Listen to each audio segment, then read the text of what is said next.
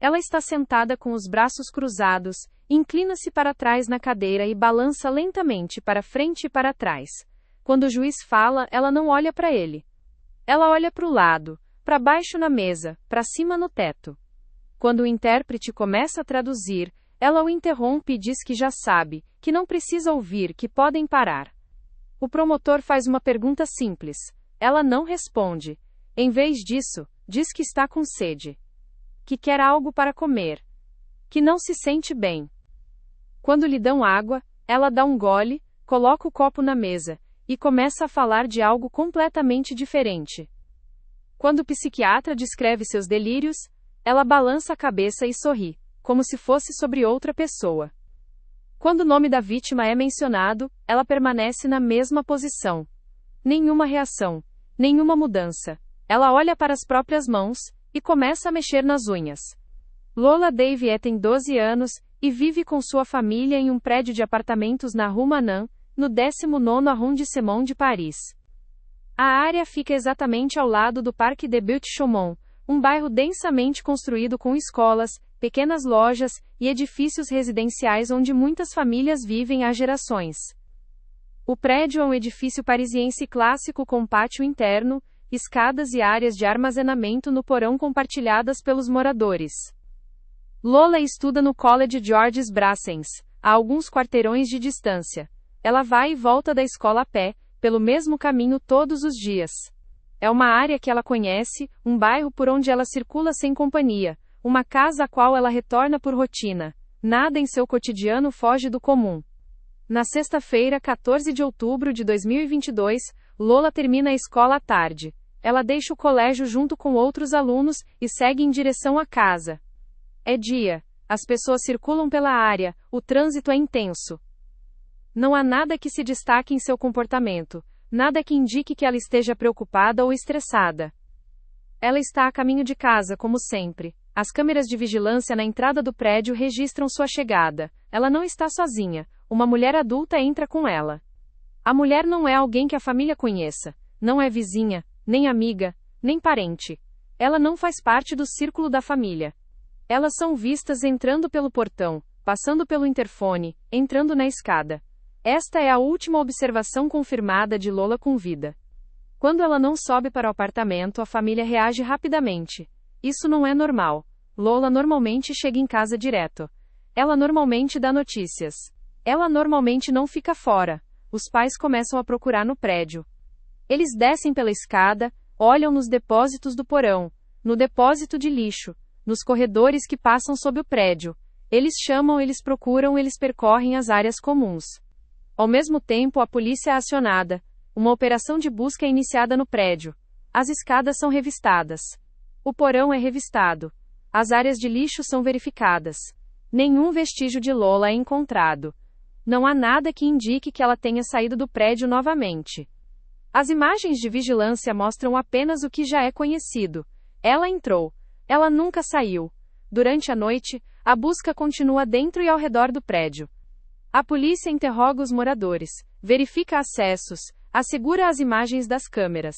Nada aponta para um acidente. Nada indica que ela tenha se perdido. Nada indica que ela tenha deixado a área voluntariamente. A busca continua no prédio durante a noite. A polícia se move sistematicamente pelas áreas comuns, verifica depósitos, corredores, salas técnicas e o depósito de lixo. É um prédio antigo com vários níveis abaixo do solo, depósitos pertencentes a diferentes apartamentos e áreas que não são usadas diariamente pelos moradores. Ao mesmo tempo, a polícia analisa as imagens de vigilância da área ao redor do prédio. Eles veem a mulher desconhecida sair do edifício mais tarde naquela tarde. Ela carrega o mesmo recipiente de plástico que depois é encontrado no depósito de lixo. Ela se move abertamente. Ninguém tenta detê-la. Ninguém reage. As câmeras a seguem pelo bairro. Ela é vista em vários pontos da região. Ela para. Ela coloca o recipiente no chão. Ela ajusta a forma de segurá-lo. Ela continua. A polícia agora pode estabelecer 3 coisas. Lola entrou no prédio com a mulher voluntariamente. O crime ocorreu dentro do edifício. E a mulher captada pelas câmeras é a pessoa que levou o corpo para fora. A investigação entra em uma nova fase. Não se trata mais de um desaparecimento. Agora trata-se de identificar a mulher. Quando a polícia assegura o depósito de lixo e isola as áreas do porão, o foco se volta totalmente para as imagens de vigilância. As imagens da entrada são reproduzidas repetidas vezes. Lola é vista claramente entrando no prédio junto com a mulher desconhecida. A mulher se move com segurança, sem hesitação, como se soubesse exatamente para onde vai. Nada em seu comportamento indica estresse ou urgência. Outras câmeras da região são recolhidas. A polícia mapeia padrões de movimento, horários, direções. Eles seguem a mulher para trás no tempo e para frente a partir do momento em que ela sai do prédio. Ela é vista carregando o recipiente de plástico pelo bairro, sozinha, sem tentar escondê-lo. Ela anda pelas calçadas, atravessa ruas para. Ninguém reage. Ninguém intervém. Ao mesmo tempo, os registros de moradores e as listas de residentes do prédio são analisados. Quem mora ali? Quem tem acesso? Quem pode circular pelo prédio sem chamar atenção? Rapidamente fica claro que a mulher não está registrada naquele endereço. Ela não é inquilina. Ela não consta no registro do imóvel. No entanto, há uma ligação. Um dos moradores do prédio tem uma irmã que esteve recentemente em Paris. O nome corresponde. A idade corresponde. A polícia obtém imagens. É a mesma pessoa vista nas câmeras. Agora existe uma identidade. A polícia rastreia os últimos movimentos da mulher por meio de câmeras do transporte público. Ela se deslocou pela cidade, mudou de direção, continuou. O rastro leva para o oeste, em direção ao Bois de Boulogne, uma grande área de parque onde muitas pessoas circulam, onde é possível se misturar à multidão. Durante a noite, poucas horas após a descoberta no porão, ela é localizada. Ela é presa sem resistência. Ela está sozinha. Ela não carrega nenhum objeto que chame atenção. Ela não resiste. Ela não diz nada de relevante no local. Ela é levada para interrogatório. Na delegacia, ela é confrontada com as imagens das câmeras, com o tempo, com o local, com o recipiente de plástico. Ela não nega. Ela não tenta justificar. Ela dá respostas que não fazem sentido. Ela fala de si mesma, de seus problemas, de como se sente. Ela muda de assunto. Ela se esquiva. Por fim, ela diz que a menina esteve em seu apartamento. Ela diz que a matou. Ela diz isso sem drama, sem emoção aparente, como se estivesse relatando algo comum. Os investigadores pedem que ela descreva o que aconteceu. Ela o faz, mas em fragmentos, em pedaços, sem ordem coerente. Ela fala de vozes, de ameaças, de coisas que não podem ser seguidas logicamente. Ela diz que estava com medo. Ela diz que estava com raiva. Ela diz que não se lembra de tudo. A polícia faz uma pausa. Documenta. Chama o promotor. Uma avaliação psiquiátrica forense é solicitada imediatamente. Já está claro que isto não é uma confissão comum. Isto é outra coisa. Após a confissão, inicia-se o exame médico legal. A autópsia é realizada no mesmo fim de semana. Os médicos documentam as lesões de forma metódica, sem interpretação, sem suposições. O que se revela é um quadro de violência repetida, tanto antes quanto depois da morte. Lola foi submetida a violência física intensa. Há sinais de estrangulamento. Há sinais de traumatismo contuso. Há cortes que foram feitos depois que ela já estava morta. Os legistas determinam que a causa da morte é asfixia. Ela foi sufocada. Não há indícios de que a morte tenha ocorrido no porão. As lesões e o padrão de sangue mostram que a violência ocorreu em ambiente interno, em outro local. Isso confirma a avaliação inicial da polícia. O corpo foi movido. Paralelamente, o apartamento onde a mulher esteve é examinado. Peritos documentam superfícies, pisos, móveis, tecidos. Eles coletam material biológico. Eles recolhem objetos. Eles recolhem roupas. Tudo é enviado para análise. A linha do tempo começa a se definir. O promotor divulga as primeiras informações formais. Trata-se de homicídio de menor. Trata-se de tortura e violência bárbara. Trata-se de privação de liberdade. As tipificações refletem a gravidade do que foi constatado. Ao mesmo tempo, iniciam-se as avaliações psiquiátricas. 2 especialistas independentes são chamados. Eles encontram a mulher em várias ocasiões. Eles observam. Eles fazem perguntas. Eles avaliam a percepção da realidade, a memória, o controle de impulsos. Os laudos são concordantes. Ela sofre de doença mental grave. Ela tem delírios. Seus padrões de pensamento são fragmentados. Ela tem períodos em que perde contato com a realidade. Mas ela é considerada capaz de compreender seus atos. Ela é considerada capaz de ter tido controle sobre suas ações. Ela é considerada penalmente responsável. Este é um ponto decisivo na investigação. Isso significa que ela pode ser acusada. Isso significa que ela pode ser condenada. Quando a acusação é formalizada, os crimes estão entre os mais graves do direito francês. Homicídio de menor, tortura, violência bárbara, privação de liberdade, desrespeito ao cadáver. O caso segue para o Cour d'Assises em Paris. O que agora deve ser examinado não é se ela fez. Ela confessou. O que deve ser examinado é como e por quê. E em que estado. O julgamento começa no Cour d'Assises em Paris. A segurança é alta. A sala está cheia. Jornalistas, juristas, espectadores, familiares. De um lado, a acusação. Do outro, a defesa. À frente, sob vigilância, está a ré. Ela se move constantemente na cadeira. Muda de posição. Inclina-se para trás, depois para frente. Olha ao redor da sala sem fixar o olhar. Quando o juiz fala, ela não olha. Quando o intérprete traduz, às vezes ela interrompe e diz que já sabe. Que podem parar. Que não aguenta ouvir. O promotor percorre a cronologia de forma metódica. A escola. O caminho para casa. A entrada.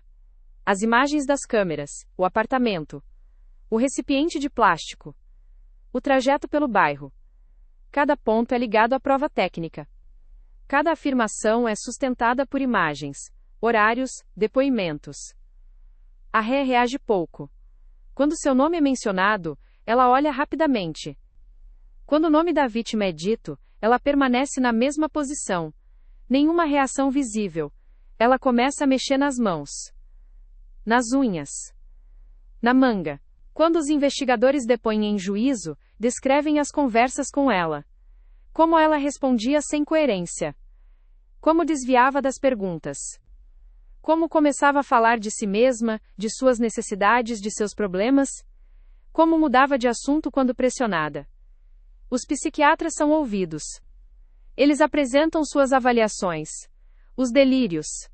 Os padrões de pensamento fragmentados. Os períodos de perda de contato com a realidade. Eles descrevem uma pessoa com doença mental grave, mas também uma pessoa que entendia o que fazia, que podia relatar seus atos, que podia adaptar-se ao comportamento. A defesa tenta destacar a doença. Tenta mostrar que ela não tinha controle. Tenta fazer com que o tribunal a veja como inimputável.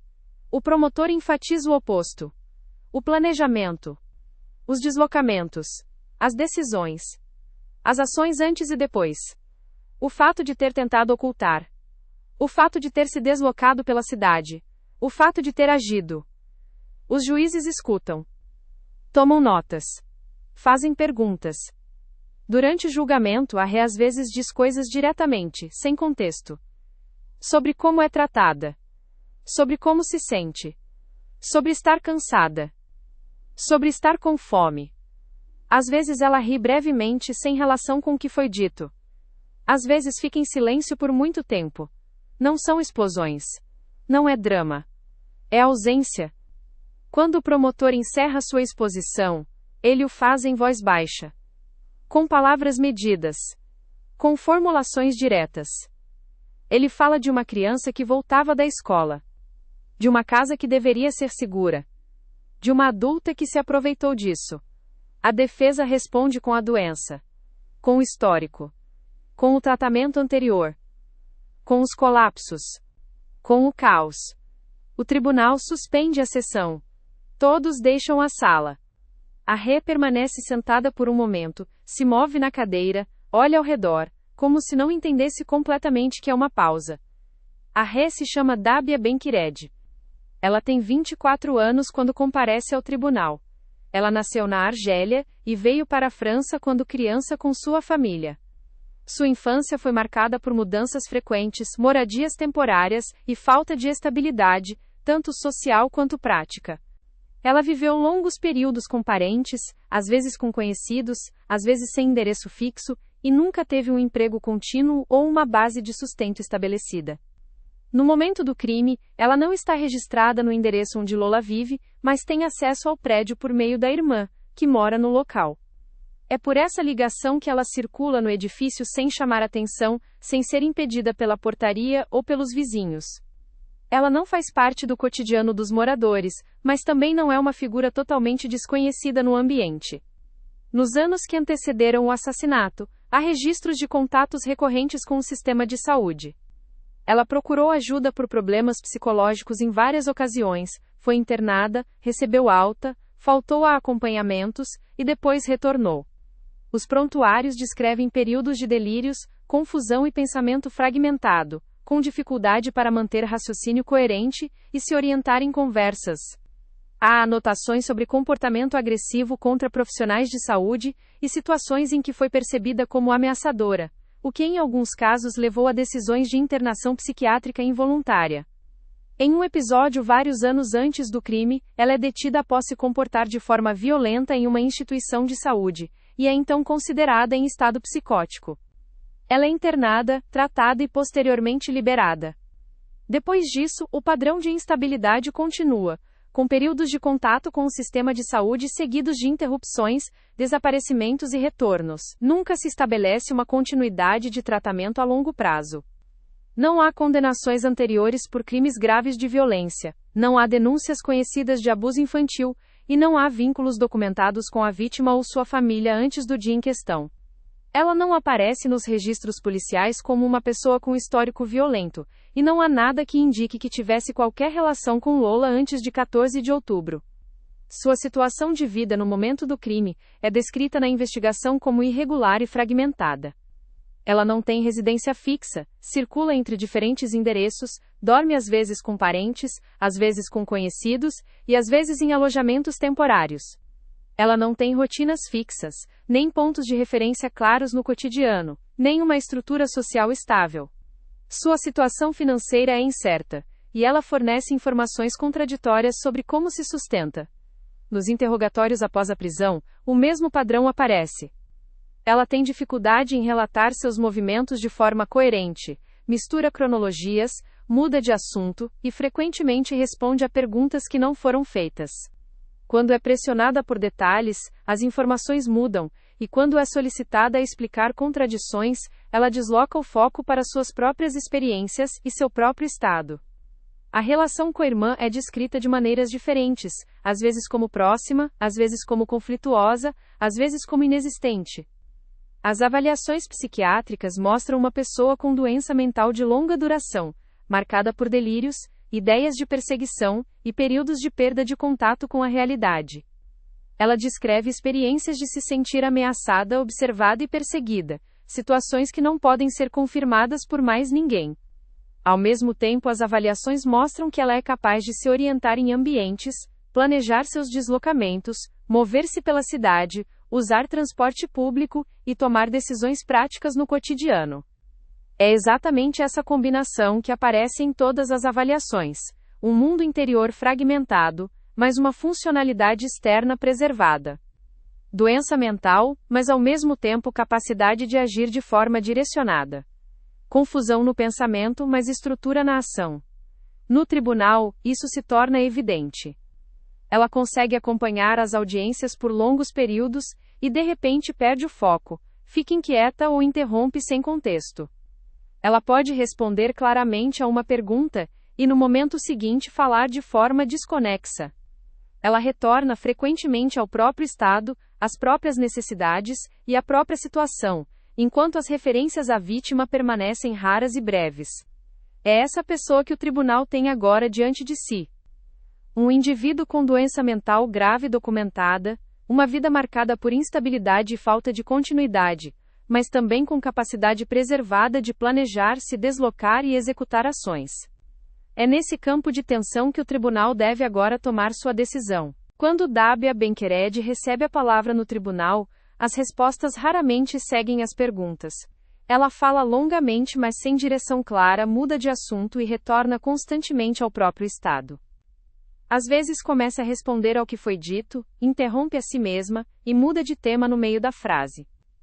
Há momentos em que parece clara e coerente, apenas para no instante seguinte se tornar desconexa e difícil de seguir. Quando o promotor pede que ela descreva o que aconteceu naquela tarde, ela inicialmente fornece fragmentos de uma cronologia, mas logo perde o fio, e começa a falar de como se sentia, de como estava com medo, de como se sentia ameaçada. Ela menciona pessoas que não constam na investigação, situações que não podem ser comprovadas, eventos que não podem ser situados no tempo. Quando é confrontada com contradições, diz que não se lembra, que tudo está confuso, que não consegue explicar. O juiz tenta conduzir a conversa de volta a eventos concretos, mas as respostas escapam. Às vezes ela responde com uma pergunta. Às vezes com um comentário sobre o tribunal, sobre o intérprete, sobre como é tratada. Às vezes fica em silêncio por muito tempo, olha para a mesa, mexe nas mãos, antes de começar a falar de algo completamente diferente. Quando suas próprias declarações dos interrogatórios são lidas, ela reage de forma fraca. Ela balança a cabeça, sorri brevemente, diz que não quis dizer aquilo, que estava cansada, que não entendeu. Quando o promotor a lembra de que ela confessou, ela diz que não se lembra de ter dito isso, que estava confusa, que estava com medo. Ela não fornece explicações coerentes sobre como a confissão ocorreu. Várias vezes durante o julgamento, ela retorna ao próprio corpo. Ela diz que sente dor, que está enjoada, que está com fome, que precisa de água, que não consegue ficar sentada. Ela pede pausas. Ela reclama da cadeira, da luz, dos sons na sala. Quando o juiz lhe dá a palavra novamente, ela frequentemente continua de onde parou, mas sem relação com a pergunta. Quando os psiquiatras apresentam seus laudos, ela reage com resistência evidente. Ela diz que eles estão errados, que não a compreendem, que mentem, que querem prejudicá-la. Ela interrompe, balança a cabeça, ri brevemente, sem que a situação justifique.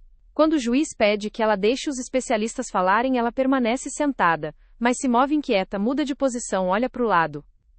A defesa tenta fazê-la descrever suas experiências de ameaça, perseguição e medo, mas as respostas se tornam desconexas. Ela fala de pessoas que a observam, de vozes, da sensação de estar em perigo, mas sem conseguir dar exemplos concretos. Quando é pressionada por detalhes, ela se esquiva e retorna ao próprio estado. Ao longo de toda a audiência, o mesmo padrão se repete. Um foco no próprio eu, no corpo, nos sentimentos, na situação aqui e agora, enquanto o que diz respeito à vítima permanece periférico. Ela menciona Lola raramente. Quando o nome é mencionado, ela não reage de forma perceptível. Não há mudança visível na expressão facial, nenhuma pausa, nenhuma marca emocional. Ela continua de onde estava. Para os presentes na sala, fica claro que isso não é um jogo, nenhum papel, nenhuma estratégia consciente. É uma forma de ser. Uma forma de funcionar. Uma forma de existir no espaço. Ela está ali, mas ao mesmo tempo não está realmente presente. Ela participa, mas sem compartilhar a compreensão comum do que o julgamento representa. É com base nisso que o tribunal deve agora se posicionar. Com suas palavras. Com seu comportamento. Com sua doença. Com os atos que estão sobre a mesa. Quando o tribunal se reúne para proferir a sentença, a sala está em silêncio. A maioria dos lugares está ocupada. Jornalistas sentam-se ao fundo com cadernos no colo. Familiares estão sentados juntos. A ré é conduzida sob escolta, e se senta em seu lugar sem olhar ao redor. O juiz lê a decisão de forma calma, sem elevar a voz, sem ênfase. O tribunal declara Dabia Ben-Kered culpada de homicídio de menor com tortura e violência bárbara, de privação de liberdade e de vilipêndio de cadáver. As formulações são precisas, jurídicas, sem adornos. Não há dúvida no raciocínio. As provas são consideradas esmagadoras. O tribunal passa pelos pontos decisivos. As imagens das câmeras. O padrão de movimento. O apartamento. O exame médico legal. A confissão. Os achados técnicos. Segundo o tribunal, não há espaço para explicações alternativas. Em seguida, a questão psiquiátrica é tratada. O tribunal expõe os 2 laudos independentes. A conclusão de que a ré sofre de doença mental grave, mas que no momento do crime, tinha consciência suficiente da realidade e controle para ser considerada penalmente responsável. É esse ponto que leva à condenação à pena de prisão e não a tratamento psiquiátrico. O juiz constata que os atos foram de brutalidade excepcional, que a vítima era especialmente vulnerável e que o crime foi cometido em um ambiente que deveria ter sido seguro. A pena é considerada máxima. Dabia Ben-Kired é condenada à prisão perpétua. Quando as palavras são pronunciadas, não há reação visível. Ela permanece na mesma posição, olha para a mesa, move as mãos lentamente. Não há emoção aparente. Nenhuma reação externa. Nenhum protesto. Ela não diz nada. A defesa toma conhecimento da sentença. O promotor permanece sentado. Na sala, ouvem-se apenas o arrastar das cadeiras, respirações contidas, vozes baixas. O tribunal encerra a sessão. A ré é conduzida para fora por uma porta lateral. Após a sentença, Dabia Ben-Kired é transferida para uma unidade prisional de alta segurança. Ela é colocada no sistema penitenciário francês com supervisão psiquiátrica especial, de acordo com a avaliação do tribunal sobre seu estado. Nenhuma informação sobre a unidade específica é divulgada por razões de segurança. A sentença não é revertida em recurso e permanece em vigor. A investigação sobre a irmã, que é registrada como moradora do prédio na Rue Manin, no 19º arrondissement, é encerrada sem acusação. Ela é ouvida como testemunha. Nada na investigação indica conhecimento prévio do crime ou participação. O Ministério Público avalia que sua ligação com o caso se limita ao parentesco e ao endereço.